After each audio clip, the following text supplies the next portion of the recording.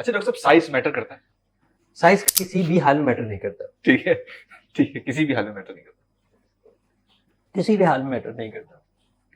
Just vagina के अंदर आप इस साइज के लिए परेशान है ना, उसका जो सेंसेशन के area that is only 1.5 inch. अच्छा, ठीक है। यानी जो विजाइना की बिल्कुल। ओपनिंग है हाँ। क्लिटरस से नीचे, और वहां से जहां तक उसकी सेंसेशनल पार्ट है हम्म। दैट इज ओनली 1.5 ठीक। इंच। उसके आगे अच्छा। सेंसर ही नहीं है, अच्छा, उसके आगे स्किन का सेंसर ही हाँ। नहीं है। ठीक है। तो अब आप मुझे बताइए कि इसका मतलब ये है कि in order to satisfy a female even with the penetration the area is only 1.5 सही। इंच। तो अब उसके बाद साइज अगर आपका इससे भी छोटा है तो इशू है। ठीक।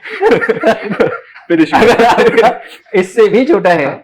तो शायद इशू है, ठीक है। क्योंकि आप उसके जो सेंसेशन एरिया हाँ। है उसको भी स्टिमुलेट बिल्कुल, नहीं कर पा रहे। देखिए विजाइना जो है वो तो एक इंटरनल कैनाल है, ठीक है।